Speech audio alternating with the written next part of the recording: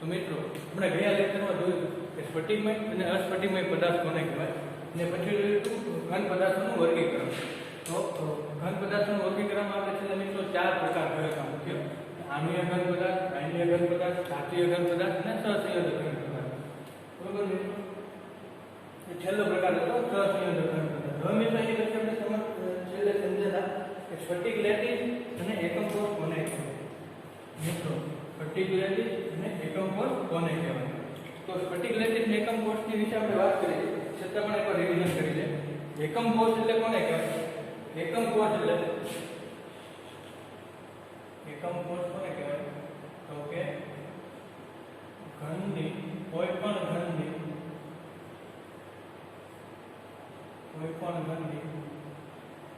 મુખ્ય લાક્ષણિકતા ધરાવતા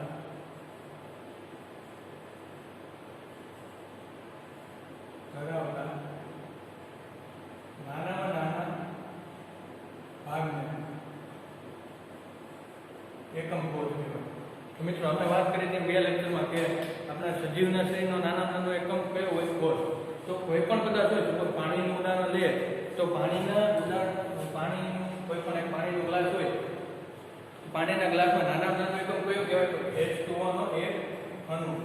બરોબર? H2O નો એક અણુ હોય એ નાનો ભાગ છે, શું કે એકમ કોષ. H2O નો એક અણુ લઈને આપણે એની લાક્ષણિકતા જોઈએ કે પાણી પારદર્શક છે, પાણીના ગુણધર્મોનો અભ્યાસ કરીએ તો મિત્રો આપણને પાણી કેવું છે ખબર પડે. તો એની જેમ કે એકમ કોષ એટલે સજીવનો એકમ કોષ એટલે કોઈ પણ ઘનની મુખ્ય લાક્ષણિકતા ધરાવતા નાના ભાગને. બરોબર?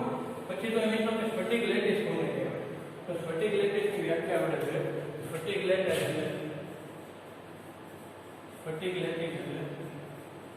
લેટિસ કોને કહેવાય? તો કે એકમ કોષ જે છે, એકમ કોષની 3D માં ગોઠવણ, એને શું કહેવાય? સ્ફટિક લેટિસ. બરોબર? એકમ કોષ અને સ્ફટિક લેટિસ વ્યાખ્યા મિત્રો ખબર પડી ગઈ. એ આપણે જોઈશું કે એકમ કોષ અને સ્ફટિક લેટિસ. બરોબર? તો મિત્રો હવે પછી આગળ આપણે જોવાનું છે સ્ફટિક લેટિસની લાક્ષણિકતાઓ ઘણી બધી છે. તો સ્ફટિક લેટિસની લાક્ષણિકતાઓ મુખ્ય કઈ છે? તો પહેલા તો લેટિસના દરેક બિંદુને શું કહેવાય? લેટિસ બિંદુ અથવા તો લેટિસ સ્થાન કહેવાય. તો મિત્રો આપણે એક ઉદાહરણ લઈને સમજીએ કે આ રીતનું એકમ કોષ છે.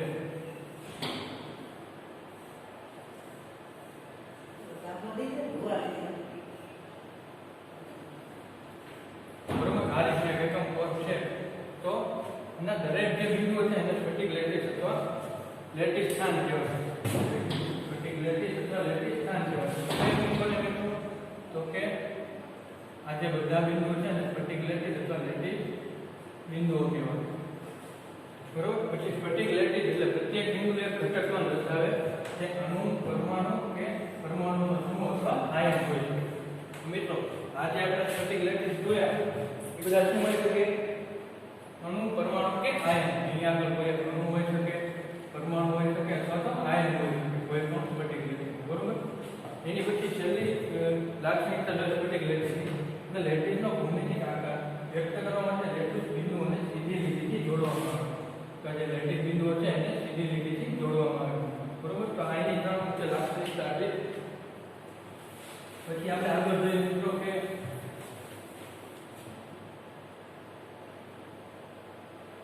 એકમ કોષ. એકમ કોષની લાક્ષણિકતા શું કહેવાય? આપણે સ્ફટિક લેટિસ અને એકમ કોષની વ્યાખ્યા જોઈએ તો એકમ કોષ સ્ફટિક લેટિસની 3 લાક્ષણિકતાઓ છે. એકમ કોષની પણ લાક્ષણિકતાઓ છે. એકમ કોષની મિત્રો મુખ્ય 2 લાક્ષણિકતાઓ કઈ કે તેના પરિમાણ, તેની 3 ધારો A, B, C છે. આ પહેલી લાક્ષણિકતા. અને આ ધારો પરસ્પર કેવી હોય? લંબ હોય અથવા ન કોણ હોય. બરોબર? તો આપણે એકમ કોષ જોયા. એકમ કોષ છે ને તો એની 3 ધાર કઈ A, B એટલે લંબાઈ, પહોળાઈ અને ઊંચાઈ. A, B અને C આ 3 ધાર. બરોબર? એ એકબીજાના લંબ હોય પણ અથવા ન પણ હોય. તો એની છે એકમ કોષની પહેલી લાક્ષણિકતા. આપણે શીખીએ છીએ મિત્રો એકમ કોષની લાક્ષણિકતા. પછી બીજી લાક્ષણિકતા છે મિત્રો કે ધારો વચ્ચેના ખૂણાઓ. બરોબર મિત્રો? તો ધારો વચ્ચે કયા કયા ખૂણા છે આપણે જોઈએ. તો બીજી લાક્ષણિકતા છે કે ધારો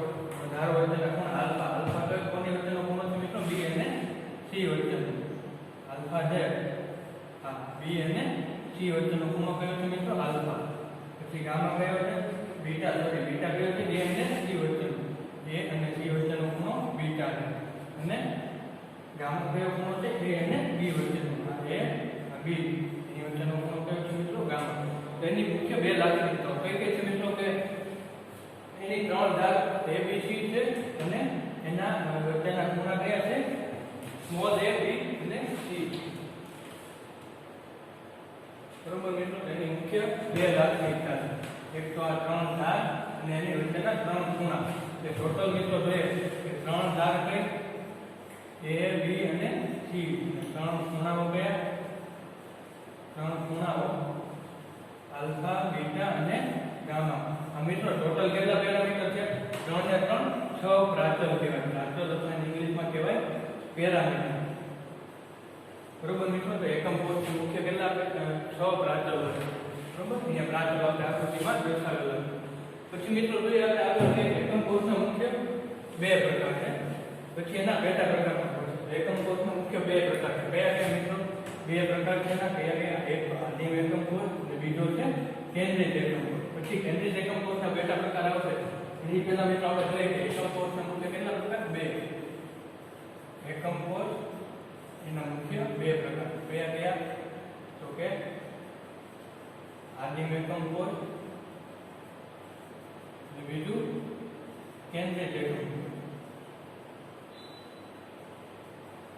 આદિમ એકમ કોષ અને કેન્દ્રિત એકમ કોષ તો પહેલા મિત્રો આદિમ એકમ કોષ અને કેન્દ્રિત એકમ કોષ શું છે સમજી લે પછી આપણે આગળ વધીશું આદિમ એકમ કોષ કોને કહેવાય તો કે જ્યારે ઘટકકણો છે માત્ર એકમ કોષના ખૂણાના સ્થાન પર જ આવેલું છે કેમ મિત્રો એકમ કોષના ખૂણાના સ્થાન પર એને શું કહેવાય આદિમ એકમ કોષ તો આપણે આકૃતિમાં જોઈએ મિત્રો કે કઈ રીતે આ રીતે જો આદિમ એકમ કોષ મિત્રો અહીંયા દર્શાવેલું છે કે આદિમ એકમ કોષનું મિત્રો ક્યાં હોય આજે એકમ કોષ છે આપણે એના ખૂણા ઉપર જ પરમાણુ ખૂણા સિવાય ક્યાંય પણ પરમાણુ ન હોય અને આદિમ એકમ કોષ અથવા તો સાદો એકમ કોષ છે પછી આપણે એનો બીજો પ્રકાર જોઈએ મિત્રો બીજો પ્રકાર કયો હતો કેન્દ્રિત એકમ કોષ તો કેન્દ્રિત એકમ કોષમાં શું હોય મિત્રો એની વ્યાખ્યા જોઈએ કે એકમ કોષ એક કે વધુ ઘટકકણો ખૂણાઓ ઉપરાંતના અન્ય સ્થાનો પર પણ આ એક નવું છે મિત્રો આમાં આદિમ એકમ કોષમાં શું હતું કે ખૂણાના સ્થાન પર જ ઘટકકણો હાજર હતા અહીંયા શું હોય કે ઘટકકણો ઉપરાંત અન્ય સ્થાનો ઉપર પણ ઘટક એકમ કોષના અન્ય ખૂણા જેવી અન્ય સ્થાનો પર પણ ઘટકકણો એનો શું કહેવાય કેન્દ્રિત એકમ કોષ કહેવાય બરોબર કેન્દ્રિત એકમ કોષના બીજા પેટા ત્રણ પ્રકાર તો એ આપણે સમજીએ કે કેન્દ્રિત એકમ કોષના મુખ્ય બીજા કયા પ્રકાર છે અંતઃકેન્દ્રિત ફલક કેન્દ્રિત અને અંતકેન્દ્રિત અંતઃકેન્દ્રિત પછી ફલક કેન્દ્રિત અને અંત એટલે કે છેડો અંતકેન્દ્રિત મિત્રો આ બંને અલગ અલગ છે અંતકેન્દ્રિત અને અંતઃકેન્દ્રિત તો મિત્રો એમાં કન્ફ્યુઝન ન થાય ખાસ ધ્યાન રાખજો અંતઃકેન્દ્રિત અને અંતકેન્દ્રિત બે વસ્તુ અલગ અલગ છે તો આપણે એ સમજીએ મિત્રો કે અંતઃકેન્દ્રિત કોને કહેવાય સૌથી પહેલા અંતઃકેન્દ્રિતમાં શું હોય તો કે આવો એકમ કોષ ખૂણા ઉપરના કણો ઉપરાંત અંતઃકેન્દ્રમાં એક ઘટક પણ આવેલો ટોટલ આપણે જોઈએ આકૃતિમાં કઈ રીતે કે અંતઃકેન્દ્રિતમાં કેવું હોય તો કે ખૂણા ઉપર તો પરમાણુ હોય જ છે પરંતુ એની સિવાય એના કેન્દ્રમાં પણ એક પરમાણુ હોય બરોબર તો અંતઃકેન્દ્રિત આદો એકમ કોષમાં શું હતું ખાલી ખૂણા ઉપર જ પરમાણુ હતો આમાં શું હોય મિત્રો ખૂણા ઉપરાંત અંતઃકેન્દ્રિતમાં એક મધ્યમાં પણ એક પરમાણુ હોય પછી આપણે મિત્રો એનો બીજો પ્રકાર જોઈએ કે ફલક કેન્દ્રિત તો ફલક કેન્દ્રિતમાં શું હોય મિત્રો ફલક કેન્દ્રિત છે આવો એકમ કોષના ખૂણા ઉપર તો હોય જ તે પરમાણુ ઉપરાંત ક્યાં હોય એના દરેક ફલકના કેન્દ્રમાં ફલક મતલબ બાજુના દરેક બાજુના કેન્દ્રમાં પણ હોય બરોબર તો એના ખૂણા ઉપરાંત એને કહેવાય દરેક ફલકના કેન્દ્રમાં તો એ આપણે આકૃતિ જોઈએ મિત્રો કઈ રીતે તો કે આ ફલક કેન્દ્રિત છે ખૂણા ઉપર તો પરમાણુ છે જ તે ઉપરાંત ક્યાં હોય દરેક ફલકના કેન્દ્રમાં આ બાજુનું સેન્ટર આ થાય એ નીચેની બાજુનું સેન્ટર આ પાછળની બાજુનું અને આ આગળની બાજુ એમ દરેક બાજુના સેન્ટર એટલે મધ્યમાં પણ હોય એટલે કહેવાય ફલક કેન્દ્રિત. હવે ત્રીજું જોઈએ મિત્રો અંત કેન્દ્રિત. તો અંત કેન્દ્રિતમાં શું હોય મિત્રો? અંત એટલે છેડો. આવા એકમોમાં ઘટકોનો ક્યાં હોય? ખૂણા ઉપરાંત એક ઘટકનો ક્યાં હોય? એકબીજાથી વિરુદ્ધ બે ફલકોના કેન્દ્રમાં આવે. બરોબર? તો આપણે એક આકૃતિ જોઈએ મિત્રો. અંત કેન્દ્રિત આકૃતિ જોઈએ. અંત કેન્દ્રિત આકૃતિ કેવી હોય કે દરેક બાજુના ખૂણા ઉપર તો હોય પરંતુ એક સેન્ટરમાં હોય. એ અંત કેન્દ્રિત હતું. અંત કેન્દ્રિતમાં શું આવે મિત્રો? યાદ રાખજો. અંત કેન્દ્રિત થાય કે દરેક બાજુના ખૂણા ઉપર તો હોય છે ઉપરાંત વિરુદ્ધ બાજુમાં એક જ બાજુ હોય. અંત કેન્દ્રિતમાં અને અંત કેન્દ્રિતમાં કેટલો ફેર છે મિત્રો? ખાસ ધ્યાન રાખજો. આદિમ એકમ પહેલા ફરીવાર એકવાર ચારેને ડિવાઈડ કરી. આદિમ એકમ કોષમાં ક્યાં હતું? બધાયના ખૂણામાં. બીજું ક્યાં છે? પછી અંત કેન્દ્રિત છે તો અંત કેન્દ્રિતમાં ક્યાં હોય? બે જ જગ્યાએ. અંત કેન્દ્રિત છે તો ક્યાં હોય? આખા એકમ કોષના સેન્ટરમાં. ફલક કેન્દ્રિત છે તો બધી બાજુના સેન્ટરમાં. ફલક કેન્દ્રિત અને અંત કેન્દ્રિત બે એક જેવું છે પણ આમાં ખાલી એક જ બાજુ હતા. કોઈ પણ વિરુદ્ધ બાજુ. આમાં બધી બાજુ પરમાણુ હતા. બરોબર મિત્રો? આ જો આપણે એકમ કોષના પ્રકાર.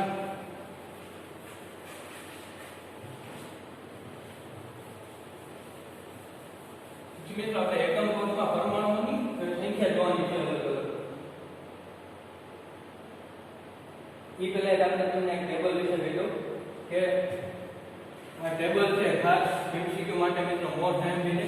આમાંથી દર વખતે MCQ હોય જ છે એટલે ખાસ નોટ ડાઉન કરી લેજો. MCQ માટે આમ કે ટેબલ છે અથવા આમાંથી કઈ રીતે MCQ પૂછાય કે તમને એમ કે ચતુષ્કોણીય સ્ફટિક છે તેમાં બાજુમાંથી ચાર ઓપ્શન આપ્યો હોય A B C અને D.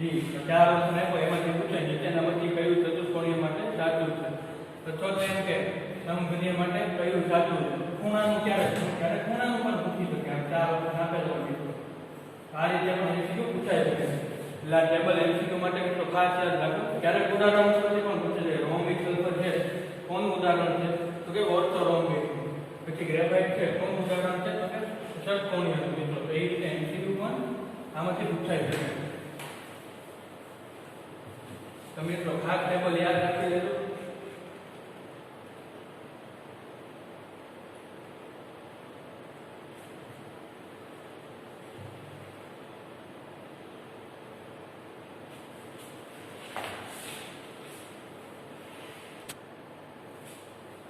પછી મિત્રો આપણે આગળ જોઈએ કે સમરૂપ સંકલિત રચનાઓ.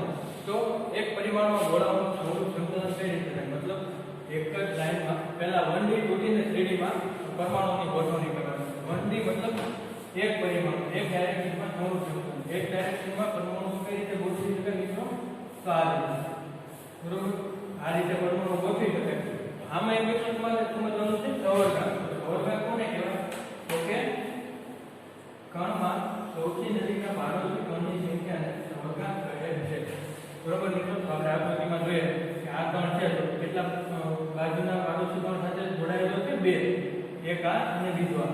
તો આ જે એક પરિમાણમાં સમરૂપ સંકલન છે મતલબ એક પરિમાણમાં પરમાણુની ગોઠવણી છે એનો સવર્ગાંક કેવો કહેવાય? બે. મિત્રો ખાસ યાદ આમાંથી સમજવું હોય છે કે સવર્ગાંક કોને કહેવાય? તો કે કણના સૌથી નજીકના પાડોશી કણની સંખ્યાને સવર્ગાંક કહે છે. અને આનો સવર્ગાંક કેટલો થાય? એક પરિમાણમાં છે તો બે. પછી મિત્રો આપણે આગળ જોઈએ કે દ્વિપરિમાણ. કે દ્વિપરિમાણમાં સંકલન કઈ રીતે થાય? તો એ સમજીએ કે દ્વિપરિમાણમાં અણુઓની કે પરમાણુઓની ગોઠવણી કઈ રીતે થઈ શકે? તો દ્વિપરિમાણ છે મિત્રો તેમાં બે રીતે. એક તો એક આડી લાઈન છે તો એક પરિમાણ થઈ. બરોબર?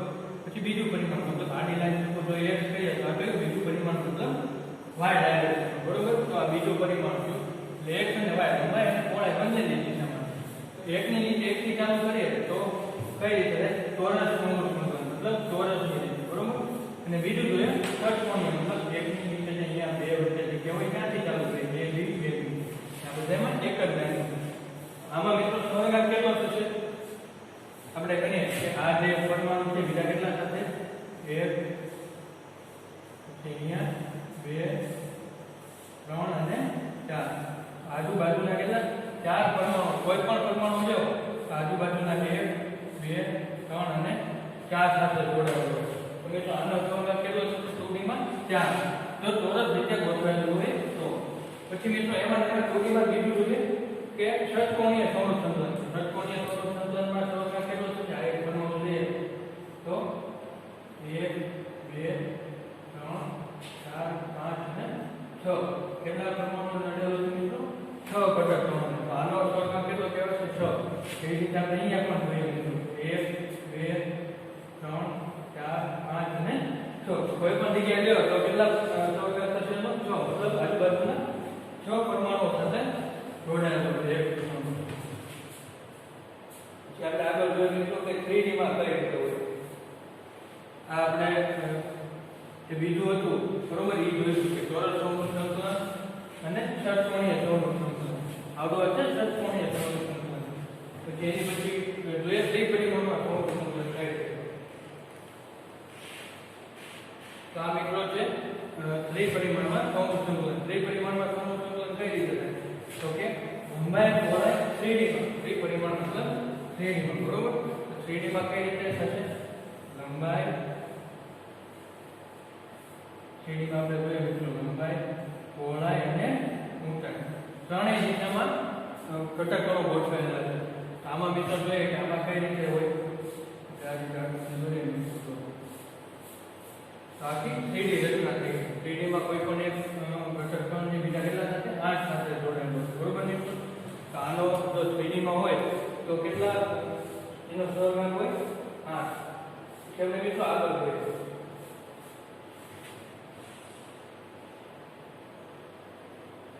પછી આપણે મિત્રો એક મેઇન વસ્તુ સમજવાની છે કે સંકુલન ક્ષમતા તો મિત્રો સંકુલન ક્ષમતા જોઈએ સૌથી પહેલા આપણે સમજીએ સાદા ઘનમાં સંકુલન ક્ષમતા કોને કહેવાય તો મિત્રો સાદા ઘનમાં સંકુલન ક્ષમતા કોને કહેવાય કે આપણે પહેલા એક સાદો ઘન દોરીને ટ્રાય કરીએ અને આકૃતિ પણ દોરો અને અહીંયા પણ દોરો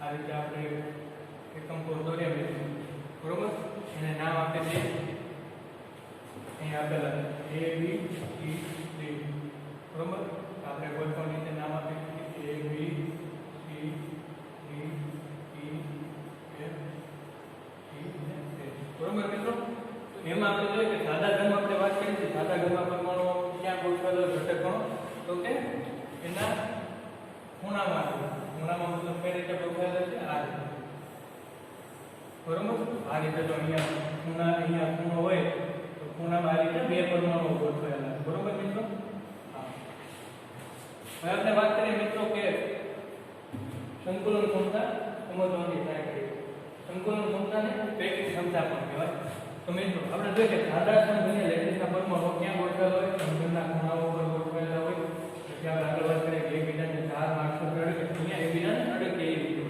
જે ધારની લંબાઈ અથવા તો સમઘનની બાજુને આપણે શું ધારીએ છીએ a તો ધારની જે લંબાઈ છે એને આપણે શું લેશું a પછી આપણે દરેક કણની જે છે ત્રિજ્યા એને શેના વડે દર્શાવશું r મતલબ આ જે ત્રિજ્યા છે એને r કહેવાય છે મિત્રો બરોબર અને આકૃતિમાં પણ દર્શાવો હવે મિત્રો તમે આકૃતિમાં જોઈ શકો છો કે ધારનું માપ a છે અહીંથી લઈને આટલું માપ જે છે એ કેટલું છે a આખું આ માપ જે a છે આ માપ પણ a છે તો આ માપ બરાબર કેટલી ત્રિજ્યા છે મિત્રો અહીંયા સુધી આ વર્તુળની ત્રિજ્યા આ વર્તુળની ત્રિજ્યા r તો મિત્રો a બરાબર r વત્તા r a બરાબર શું થશે 2r બરોબર a બરાબર અહીંયા તમે જોઈ શકો છો a નું જેટલું માપ છે એટલામાં કેટલી ત્રિજ્યા જાય છે વર્તુળની 2 a બરાબર શું થશે 2r હવે મિત્રો સમઘન એકમ કોષનું કદ સમઘન કોઈ પણ લંબચોરસ કદ હોય અથવા સમઘનનું કદ હોય સમઘનના કદનું સૂત્ર શું થશે મિત્રો એટલે લખીએ a બરાબર 2r લાવ્યા પછી એની પછી એકમ કોષનું કદ શું હોય a ઘન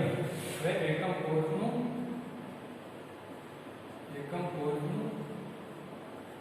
કદ બરાબર a ઘન બરાબર 2r 2r શું કામ તો કે આપણે આગળ એને સમીકરણ નંબર 1 લખ્યું તો આપણે આગળ સમીકરણ નંબર 1 માં શું સાબિત કર્યું કે a બરાબર 2r તો 2 નો ઘન 8 થાય r નો ઘન 8 તો a ઘન બરાબર શું લખી શકાય મિત્રો a ઘન બરાબર એને સમીકરણ નંબર 2 લખી a ઘન બરાબર 8r3 તો મિત્રો આ બે સમીકરણ ધ્યાનમાં રાખવા જેવા છે પછી આપણે જોઈએ આ સાબિત કર્યું a ઘન બરાબર 8r હવે આપણે જોઈએ કે સાદા સમઘનમાં કેટલા પરમાણુ હોય તો કે એક જ પરમાણુ હોય સાદા સમઘનમાં પરમાણુ એક જ હોય તો એમાં અવકાશનું કદ કેટલું છે એક પરમાણુ મતલબ એક ગોળાનું ઘનફળ કેટલું છે મિત્રો એક ગોળાનું ઘનફળ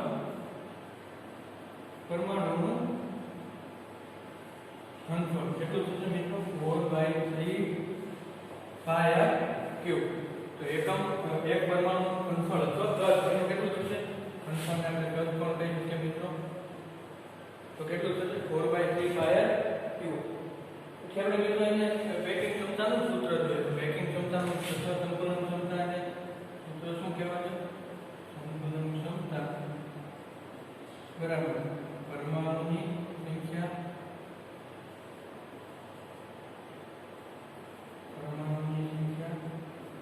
ગુણ્યા પરમાણુનું કદ છેદમાં એકમ કોષનું કદ ગુણ્યા તો બરોબર મિત્રો આપણે આગળ જોઈએ કે શું કહેવાય પેકિંગ ક્ષમતા એક પરમાણુનું કદ ગુણ્યા પરમાણુની સંખ્યા છેદમાં એકમ કોષનું કદ એક પરમાણુની સંખ્યા કેટલી છે મિત્રો આમાં એક ગુણ્યા પરમાણુનું કદ કેટલું થાય આપણે જોયું કે એક ગોળાનું પરમાણુનું કદ આપણે શું લાવતા 4/3 πr³ અને છેદમાં એકમ કોષનું કદ મિત્રો શું હતું આપણે જોઈએ કે એકમ કોષનું કદ બરાબર a ઘન ને બરાબર આપણે શું લખ્યું હતું 8r³ a ઘન એ લખીએ એની જગ્યાએ આપણે ડાયરેક્ટ લખીએ 8r³ બરોબર તો મિત્રો આમાંથી આપણે આગળ સાદું ભાગીએ 3 ક્યાં આવે છે અંશના 3 થી છેદમાં બી આવશે ગુણ્યા 100 આગળ લખતા જાઓ મિત્રો આપણે લખતા જાય 4πr³ છેદમાં 3 ગુણ્યા 8r³ ગુણ્યા 100 આ રીતે થશે મિત્રો બાકી ઉડી જશે પછી બીજું શું આવશે મિત્રો 4 તો 8 ઉડી જાય 4 એકા 4 4 દુ 8 તો શું આવશે મિત્રો અહીંયા પાઈ અને 3 દુ 6 શું આન્સર આવશે મિત્રો π/3 ગુણ્યા 100 તો કેલ્ક્યુલેટરમાં ગુણાકાર કરો એટલે મિત્રો π/3 ગુણ્યા 100 તો મિત્રો અહીંયા ફરીવાર એક વાર સમજી લે સંતુલન ક્ષમતા પરમાણુની સંખ્યા ગુણ્યા પરમાણુનું કદ છેદમાં એકમ કોષનું કદ ગુણ્યા તો પરમાણુની સંખ્યા કેટલી હતી 1 એકમ કોષનું કદ સોરી પરમાણુનું કદ કેટલું છે મિત્રો 4/3 πr છેદમાં એકમ કોષનું કદ આ 3 થી ક્યાં આવશે નીચે તો કઈ રીતે થશે 4πr³ છેદમાં 3 ગુણ્યા 8r³ બાકી ઉડી જશે 4 ઉડી જશે ફરીવાર મિત્રો સમજીએ છે ગુણ્યા 100 તો કેટલા જવાબ આવશે પાઈ ગુણ્યા 100/3 ગુણ્યા 30 એટલે 3 દુ 6 તમે કેલ્ક્યુલેટમાં કરશો તો 52.36 અંદાજે 52.4% આવે બરોબર મિત્રો તો આ સાદા ગણિત પેકિંગ ક્ષમતા હતી એક્ઝામ માટે આઈએમપી છે મિત્રો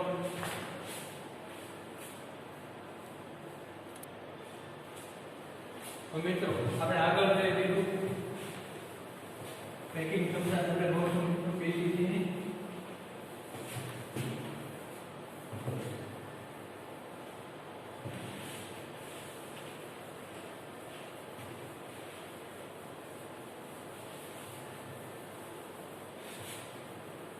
મિત્રો આપણે એટલું મુજબ નથી જતા આપણે જેમ સૌથી સહેલી છે આપણે સૌથી પહેલી હોય હવે એનાથી થોડી કર્વ જોશું મિત્રો આપણે પછી જોઈએ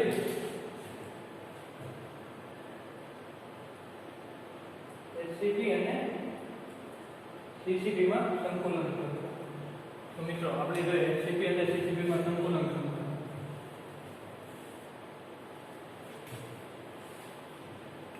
તો મિત્રો એમાં કઈ રીતે થશે આપણે આ આકૃતિ જોઈને પણ સમજતા જઈએ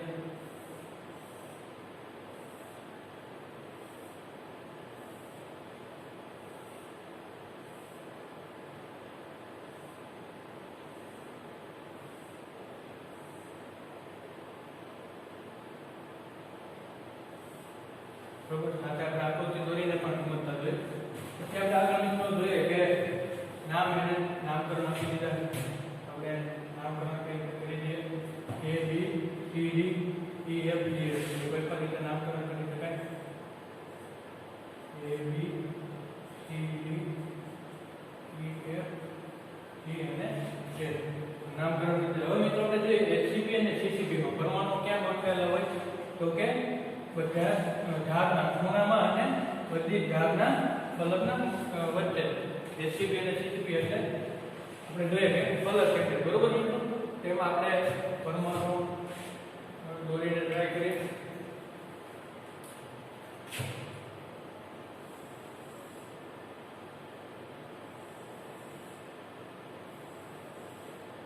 જોઈએ મિત્રો 3 પરમાણુ આવી રીતે ગોઠવાયેલા છે. આ સેન્ટર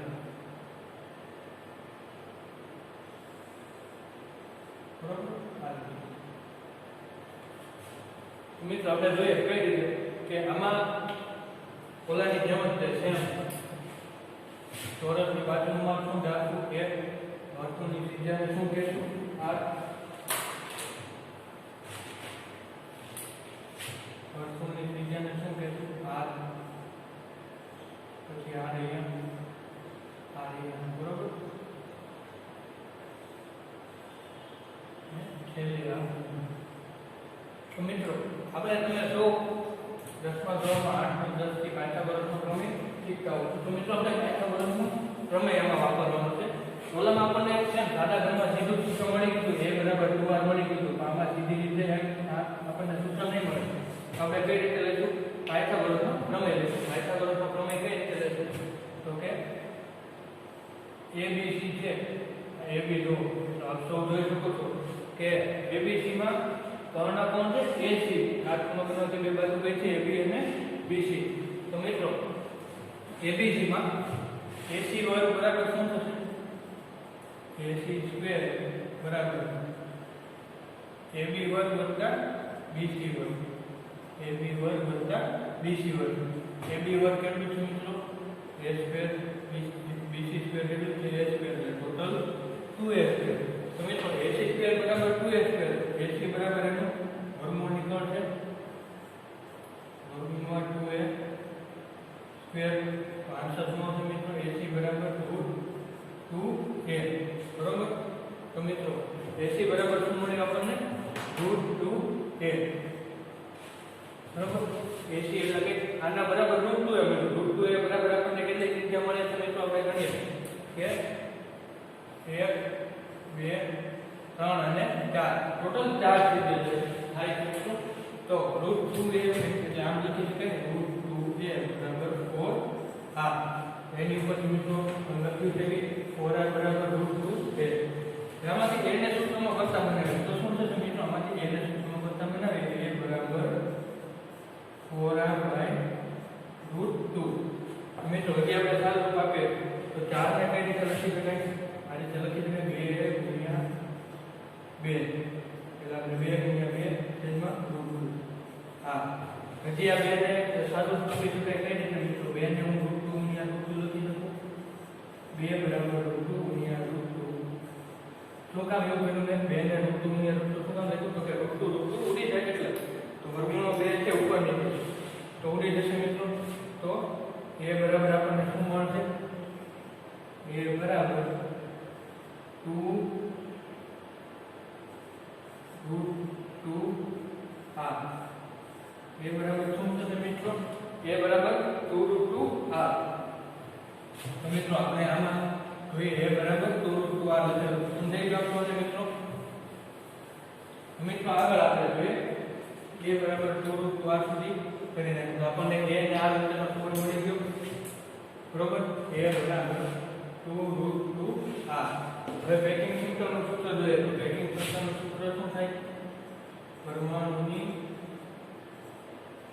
સંખ્યા ગુણ્યા પરમાણુનું કદ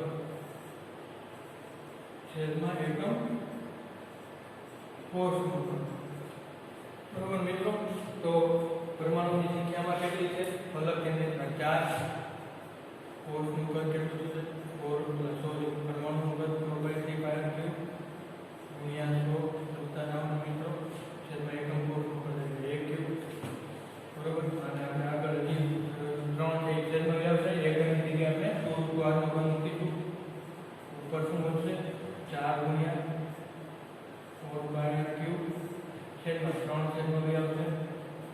બે ઘનની જગ્યાએ આપણે શું મૂકીશું મિત્રો?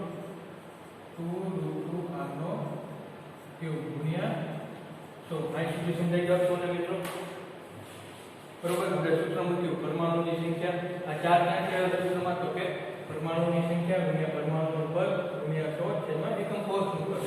હવે મિત્રો છેદમાં 2√2 r નો ક્યુબ કરીએ તો એ આપણે એકવાર પહેલા સાઈડમાં તમને સમજાવી દઉં. 2√2 નો ઘન કેવી રીતે થશે? 2√2 નો ઘન એટલે પહેલા 3 વાર ગુણાકાર મિત્રો. તો પહેલા 3 ની 2 નો ગુણાકાર કરી દે. 2 દુ 4, 4 દુ 8. જે √2 ગુણ્યા √2 એટલે 2. અને આ છેલ્લા √2 એટલે કેટલા? એમના એમ. એટલે ટોટલ કેટલા થશે મિત્રો? 8 દુ 16 √2. તો 2√2 નો ઘન કેટલો થશે મિત્રો? 16 √2. તો 16 √2 ક્યાંથી આવે? તો કે 2√2 નો ઘન કઈ રીતે કર્યો? પહેલા 2 દુ 4, 4 દુ 8. પહેલા 3 2 નો ગુણાકાર કર્યો. પછી √2 ગુણ્યા √2 એટલે 2. અને છેલ્લા √2 8 દુ 16 √2. બરાબર મિત્રો? તો આપણે લખીએ 16 ઉપર જો કે 16 pi r ક્યુબ ગુણ્યા 100 છેદમાં 3 ગુણ્યા 16 √2 r ક્યુબ. તો મિત્રો આમાંથી છેદ ઉડાડી હવે r ઘન જશે 16 જશે. વચ્ચે શું મિત્રો? pi by 3√2 ગુણ્યા 100. તો મિત્રો અહીંયા ગોળ કીધું ઉપર આની પછી શું હશે? r ઘન ઉડી જાય 16 ઉડી જાય. ત્રણ ક્યાં રહેશે? અહીંયા છેદમાં. વચ્ચે શું મિત્રો? pi ગુણ્યા 2 છેદમાં 3 અને √2 આટલું વચ્ચે. તો આપણે આગળ જોઈએ કે તમે કેલ્શિયમમાં ગુણાકાર કરશો તો એનો શું જવાબ આવશે મિત્રો? કેલ્શિયમમાં ગુણાકાર કરશો તો એનો શું જવાબ આવશે? 74 અંદાજે. બરોબર. તો મિત્રો આપણે શું જોયું? VCC અને HCP અને CCP ની સંતુલન. આ તમને સમજાય